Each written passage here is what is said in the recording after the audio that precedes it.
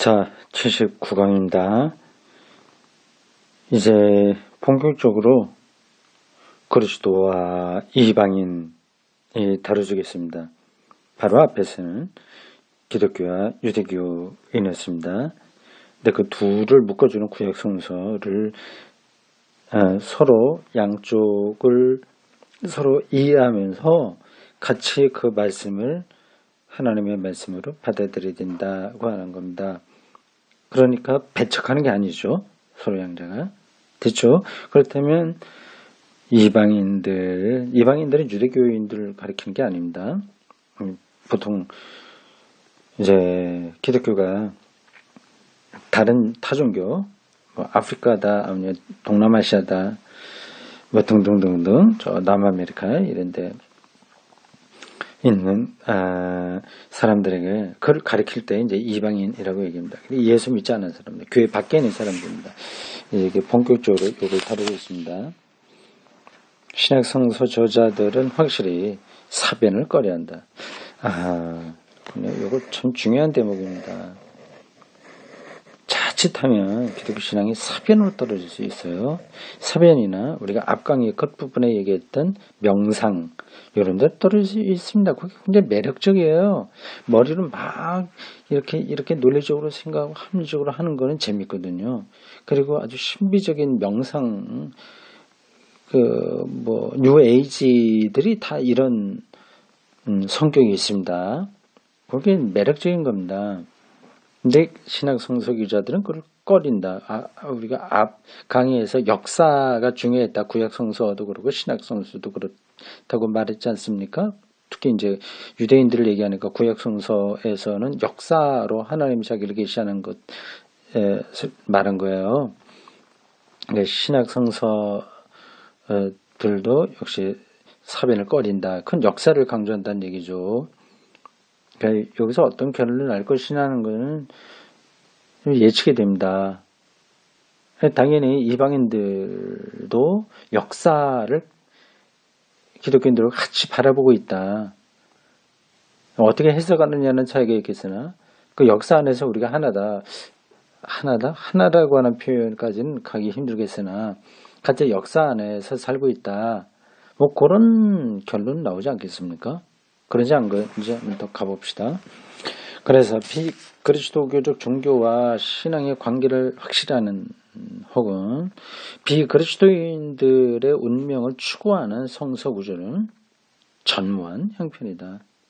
그래서 그런 것들은 그렇게 신학 성서 저자들에게 중요한 게 아니었습니다. 다만 몇 구절만이 부수적으로 약간의 문호를 열어주고 있는 정도다. 그 중에 하나가 골로새서 1장 15절에서 20절이다.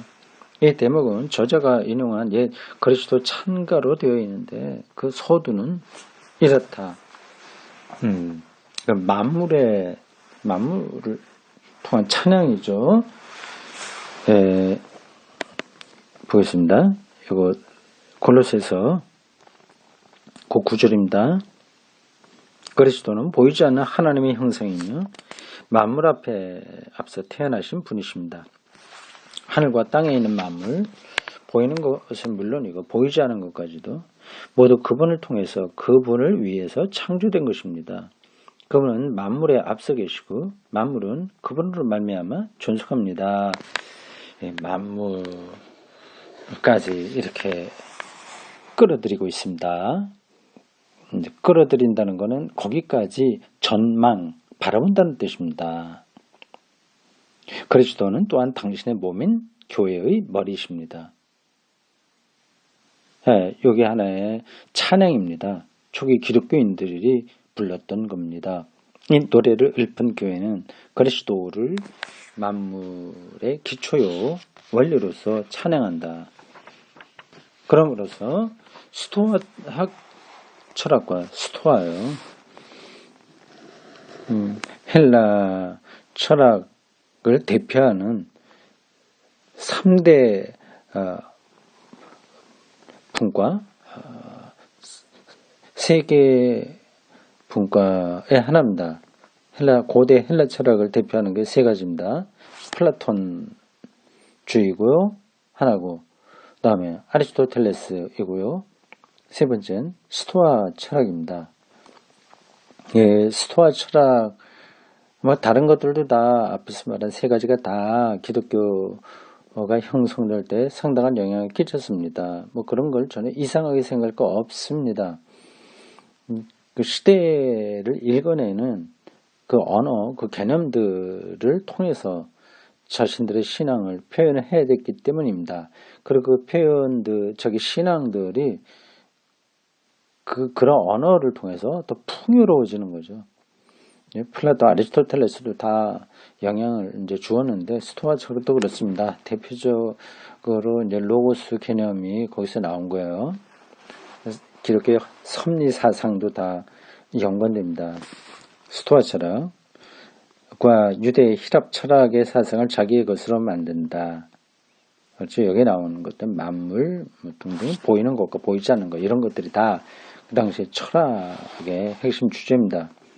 이것은 수많은 전통적 사상과 공명하고 있고 기독교가 그렇다는 겁니다.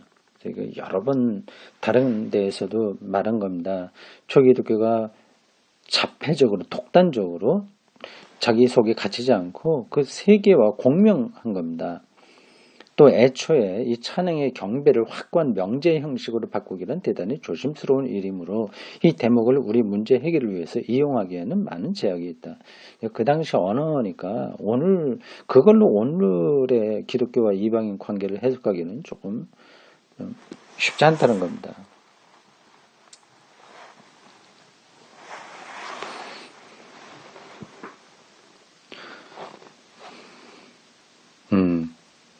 참 재밌죠?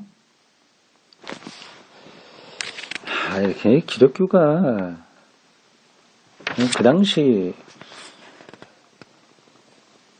모든 시대정신이라는 말이 딱 맞는 건 아닌데, 보편적 언어, 당시의 세계관 것들과 끊임없이 소통했다고 하는 게 얼마나 다행스러운 일인지 모르겠습니다. 근데 그렇게 기독교가 시작됐는데 오늘의 교회는 오히려 그 에너지를 다 놓쳤습니다. 단절되어 있죠. 세계와 단절되어 있습니다. 참 그게 신앙이라고 자기들은 고집을 피우고 있는데 말도 되지 않죠. 그래도 어떻게 합니까? 신자들이 그런데 부하내동하고 떨어져 있으니까 뭐 목사들도 다른 얘기 할 수 없고 뭐 서로 이렇게 얽히고 설켜서 어딘가가 좀 숨통이 좀 튀었으면 좋겠는데 잘 안 되네요. 지금 우리가 읽고 있는 이런 책들만이라도 꼼꼼하게 읽고 그걸 받아들이고 이해하고 그러면 그런 데서부터 이제 문제가 해결되는 겁니다. 생각을 바꿔야 되는데 이게 바꾸는 게 아니라 넓히는 거죠. 좁은 작은 구멍으로 세계를 보는 기독교와 세계를 보는 게 아니라 활짝 열어놓고 봐야 되는 거죠. 그걸 이제 기독교인들이 두려워해요.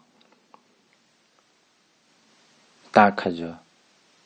마치 부모가 어린아이들 물가에 내놓듯이 뭐 하지 마라, 어디 가지 마라, 뭐뭐 하지 마라 계속 그런 주의를 주는 것으로 그게 이제 신앙인 것처럼 생각하는 겁니다.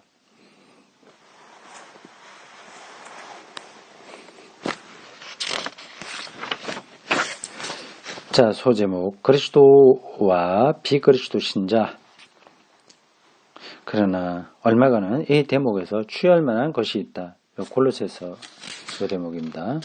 이 대목에는 그리스도 신자와 비그리스도 신자와의 관계에 관한 세 가지의 핵심적인 발언이 들어있다. 뭘까요? 세 가지. 재밌네요. 이런 책 읽기가 잘 돼 있으면 설교할 때도 도움이 많이 됩니다. 요 골로새 요 본문으로 설교할 경우가 있지 않습니까?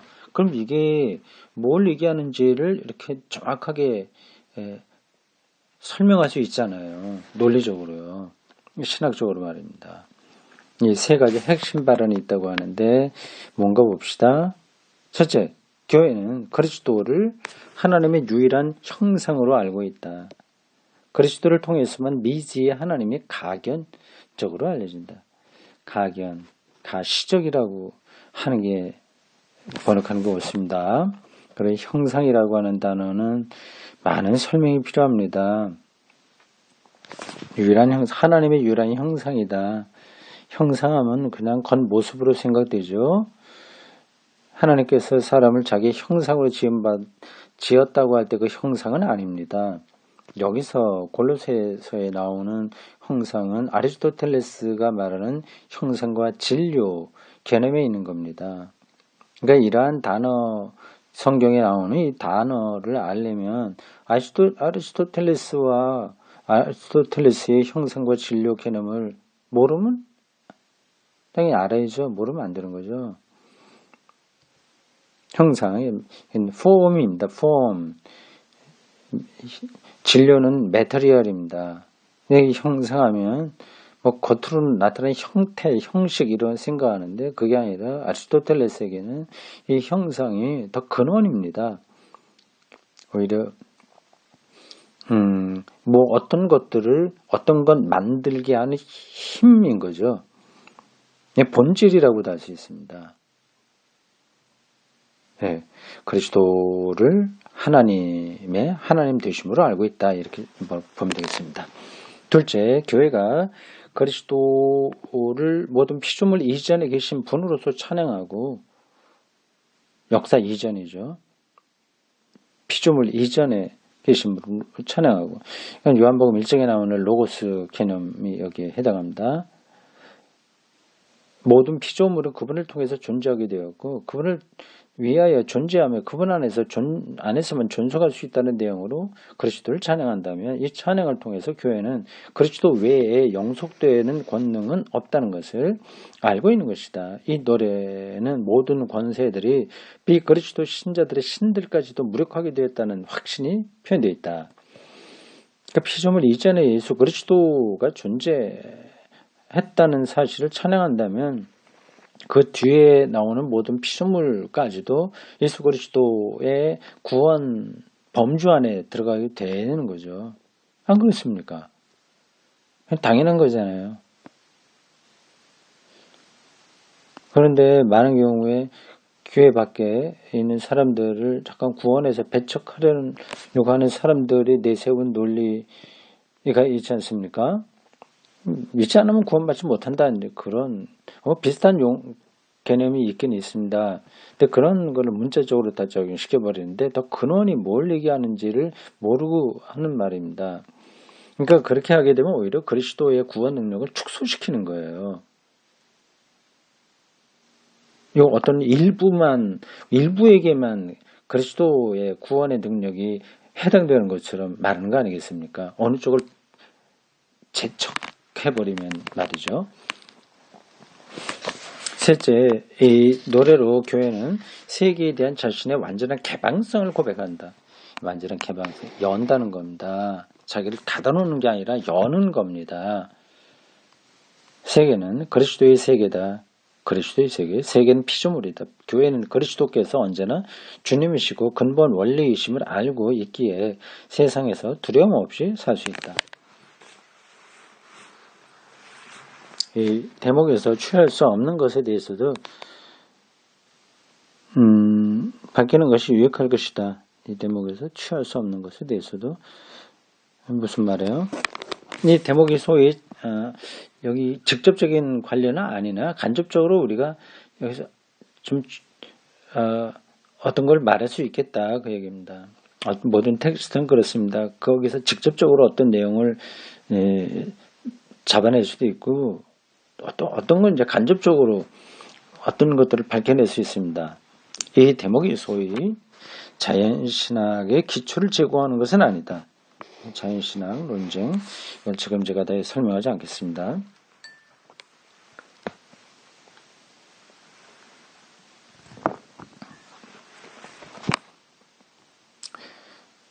칼바르트와 에밀 브룬너 사이에 있었던 20세기 초의 개신교 신학의 큰 신학 논쟁이었습니다. 자연신학, 기초를 제공하는 것은 아니다. 여기서 전신학 왈가왈부할 수 없다는 거죠.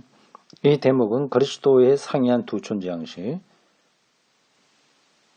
세계 전체를 주재하는 숨은 존재 양식과 부활의 근거가 드러나는 존재 양식. 조금 까다롭죠. 이 대목이요. 두 존재 양식인데 하나는 은폐성을 얘기하고 다른 하나는 노출성을 가리킵니다. 은폐와 노출.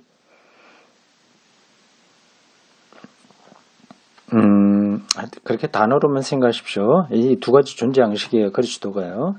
에 관해서 말하는 것이 아니다. 뭐 그게 이제 전신학 논쟁에서 벌어졌던 것이 뭐 그건데 그걸 이제 골로새서 여기서 끌어들이기 힘들다. 그렇죠. 따라서 두 가지 형식의 신앙, 세계를 언제나 주지하는 그리스도에 의해서 모든 것이 유지된다고 믿는 무의식적인 신앙과 부활하신 그리스도에 대한 의식적인 신앙. 요건 제가 좀 처음 보는 설명이네요. 근데 무슨 말인지는 알겠습니다. 근데 이 세계를 그리스도가 주재한다고 하지만 그게 숨어있는 방식이죠. 그걸 우리가 확 드러나진 않잖아요. 그런 거하고 부활하신 그리스도에 대한 의식적인 신앙, 부활하신 그리스도. 요건 그건 넘어가겠습니다. 이 두 가지 형식의 신앙에 관해서는 말하는 것이 아니다. 이게 아니다. 이게 아마 자연신앙 논쟁에서 많이 거론됐던 것으로 보입니다. 여기서 오히려 교회의 부활이라는 현실을 오히려 교회는 부활이라는 현실을 체험하고 현실의 리얼리티예요. 부활이라는 현실, reality as resurrection, 부활로서의 현실, 아니 그건 아니고 영어로 어떻게 표현해야 되나요? 부활이라는 현실, 부활 현실이죠. 그걸 체험하고 생명 경험입니다. 예수를 살아있는 자로 경험하는 겁니다. 그게 눈에 보이는 건 아닙니다. 하나님의 현존을 예수 그리스도를 통해서 리얼하게 경험했다면 그게 바로 부활이라는 현실을 체험한 겁니다. 체험하고 또 부활하신 분의 능력이 세상에 그 어떤 권세들 앞에서도 굴하지 않고 피조물을 포용한다는 것을 인식하며 찬양의 노래를 부른다. 이게 골로새가 그렇게 부르고 있습니다. 앞에서 좀 대단한 거죠. 굉장히 혁명적이죠. 세상이 그걸 뭐 귀담아 듣지도 않는데 지 혼자 그렇게 노래 불러봐야 무슨 소용이 있어. 그렇게 생각할 분들이 계실지 모르지만 그건 잘못된 생각입니다. 이러한 골로새서의 신앙적인 전망, 이런 것들이 세계를 변화시키는 핵심이 됩니다. 지금 당장 된다 안 된다가 아니라 그 시각으로 세계를 볼 때 힘들이 거기서 나오게 되는 거죠.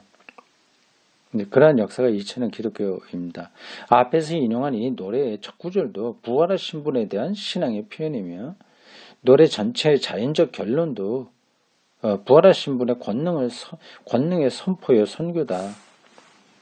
이것은 세계 시초부터 주어진 무의식적 통일성, 확신이 아니다. 무의식적인 통일성. 무의식적인, 의식하지는 않으면서 그리스도에게서 모든 것이 다 해결된다. 뭐 그런 걸 말하는 건 아니라는 거죠. 여러분 가운데 계시는 그리스도는 사람들의 마음에 늘 살아계시는 그리스도가 아니라 교회가 비그리스도 신자 가운데 선포하는 주님이시다. 잠깐만요. 여러분 가운데 계신 그리스도는 사람들의 마음에 늘 살아계시는 그리스도가 아니라 살아있는 그리스도라고 맞다 그래 표현되어야 되는데 너가 아니라 교회가 비그리스도 신자들 가운데 선포하는 주님이시다. 요 9절, 골로새서 1장 27절에 나온 여러분 가운데 계신 그리스도가 기독교인들이 아니라 비기독교 가운데 계신 비기독교인들의 가운데 계신 주님에 대한 선포라고 하는 거군요. 이거는 그러네요. 저도 미처 생각하지 못했던 건데 그러니까 이런 걸 모르면 성경 구절이 오해될 수 있습니다. 우리 그냥 당연하게 여러분 가운데 계신 그리스도 하면 교회 안에 그리스도 신자들 안에 있는 그런 걸로 생각하는데 그게 아니라 교회가 비기독교 신자들에게 선포할 때 말하는 그 그리스도라는 거죠. 그게 그거 아니냐? 그렇지 않습니다. 자, 복잡하니까 그 정도 하고 그냥 지나가죠. 골로새 1장 15절 이하도 역시 선교를 뒷받침한다.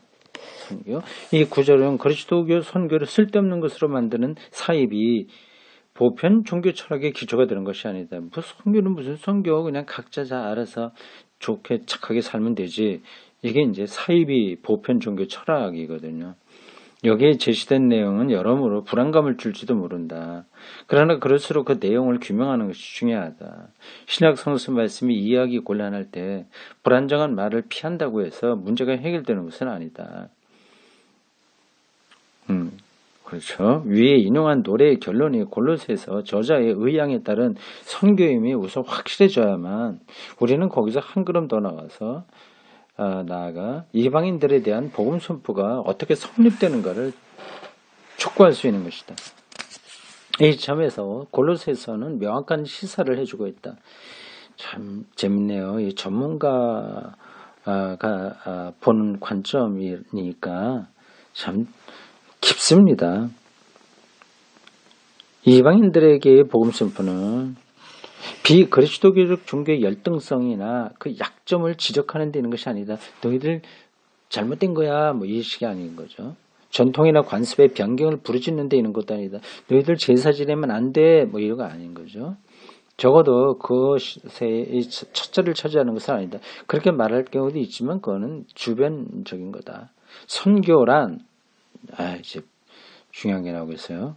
그리스도께서 세상을 하나님과 화해시켰다는 것과 하나님이 세상에 바로 그 이방인의 세상에 가까이 계시다는 것을 전달하는 것이다.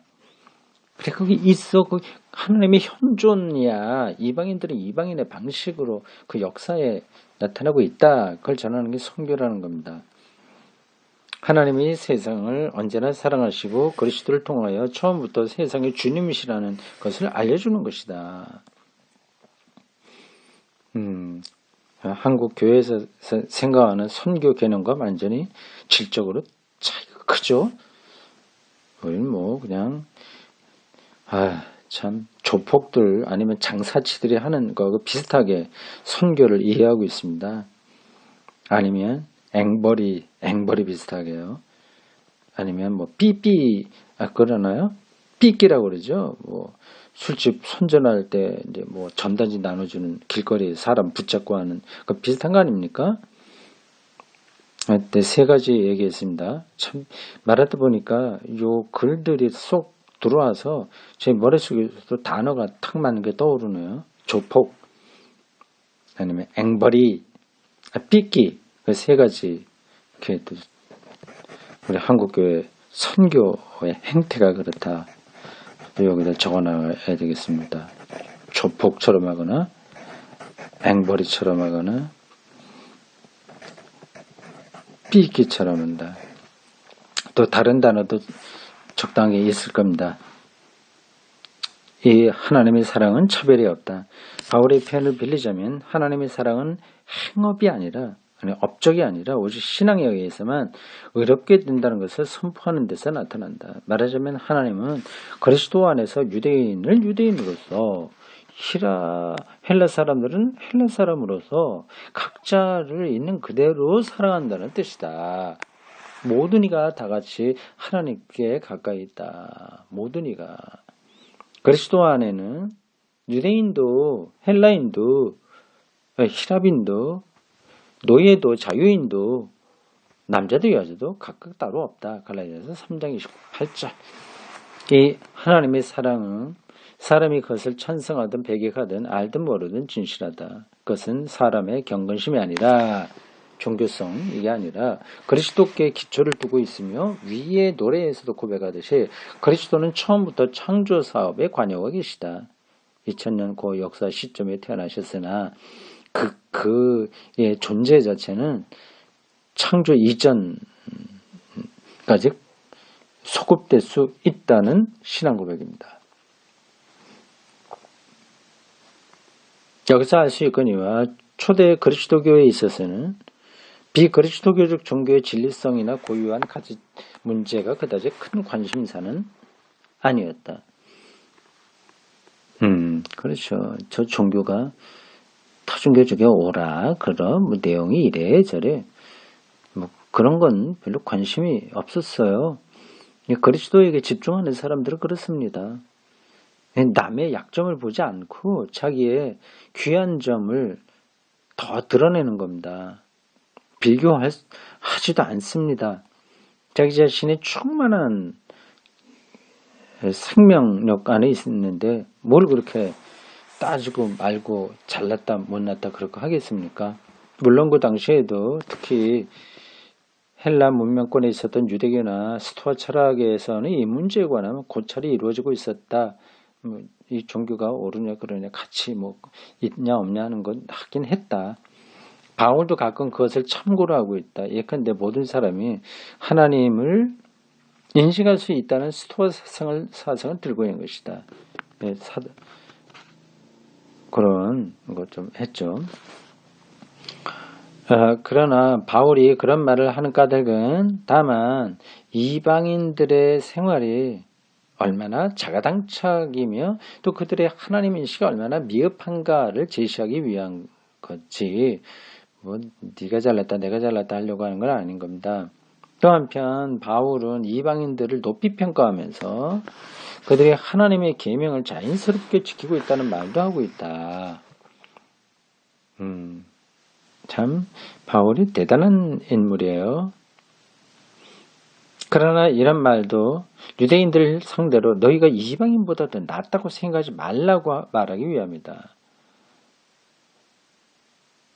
결국 이 두 대목은 모두 바울이 우리 문제에 대한 통일된 이론을 거기서 전개하지 않고 있음을 말해줍니다. 이론을 이야기하긴 하는데 통일된 이론.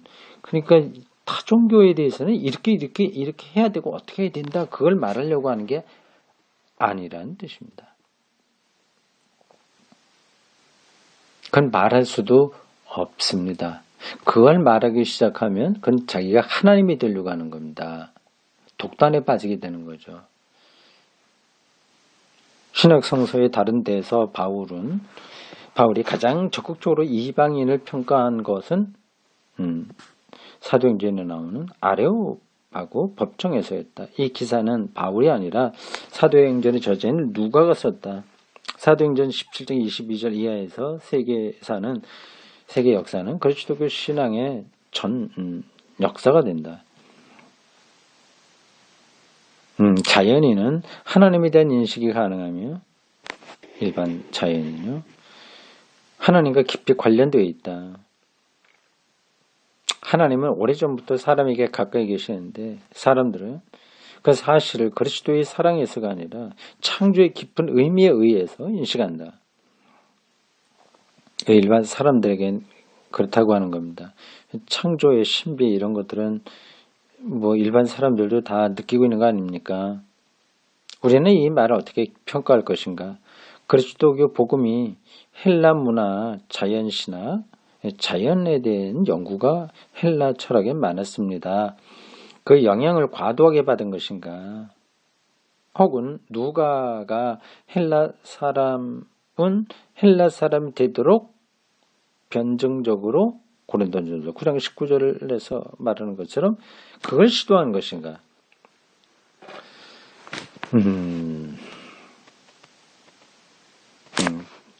둘 다 일리가 있다. 아레오바고 연설의 끝부분에서는 자연시인학이란 복음 선포자를 위한 첫 보조 수단은 될 망정 구원으로 가는 길은 못 된다고 지적하고 있다. 자연을 높이 평가한다고 해서 그게 신앙 자체는 아니다고 하는 거죠. 예수 그리스도의 복음 선포가 비로소 자연 신학을 넘어서 그리스도의 복음 선포가 비로소 청중으로 하여금 신앙이나 불신앙이나의 양자택의 길을 하게 한다는 것이다. 결국 자연 신학을 부정하지는 않으나 예수 그리스도에 대한 믿음으로 돌아오게 됩니다.